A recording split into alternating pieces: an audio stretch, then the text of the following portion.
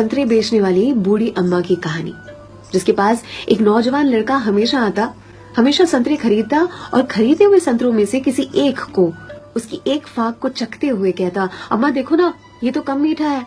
और अम्मा हमेशा दूसरी फाक को चखते हुए कहती, नहीं बेटा, ये तो बराबर मीठा है। फिर भी यह लड़का बड़ी बेरुखी के साथ उसे खुले हुए संतरे को वहीं ठेले पर छोड़कर चलता बनता। अब इस नौजवान के साथ उसकी पत्नी भी हमेशा हुआ करती। एक दिन पत्नी ने पूछा, ये जो तुम हर बार अम्मा के ठेले पर पहुंचकर नौटंकी शुरू कर देते हो, ये संतरा तो कम मीठा है, ये संतरा तो कम मीठा है। संतरे तो मैंने भी चखे हैं, बराबर होते हैं, लेकिन फिर इस नौटंकी के पीछे राज क्या है, चाहते क्या हो तुम? इस पर लड़के ने अपनी पत्नी को एक मीठी सी मुस्कान दी और कहा, मुझे भी पता है कि सारे के सारे संतरे बहुत ही मीठे होते हैं, लेकिन तुमने कभी अम्मा को देखा है?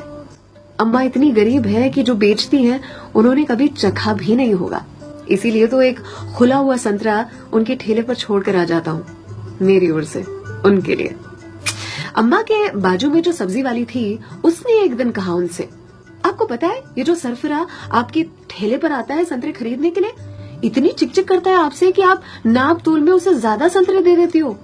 इस पर अम्मा ने कहा कि वो कभी मुझसे संतरे की मिठास पर चिकचिक करता ही नहीं है, वो चिकचिक करता है मुझे संतरा खिलाने के लिए, एक छोड़कर जाता है। क्या मुझे पता नहीं है? उसकी चिकचिक में भी उसके प्यार की मिठास नजर आती है। वो कहते हैं ना कि मेरे हिस्से से ज्यादा तूने मेरी थाली में परोसा है, कितनी भी मुश्किलें दे ऊपर वाले, मुझे तुझ पे भरोसा है। छीन कर खाने वाले का कभी पेट नहीं भरता और बांट कर खाने वाला कभी भूखा नहीं मरता। अगर कोई ऐसा दिखे उसकी मदद जरूर से करे, इसी को तो कहते हैं जियो दिल से।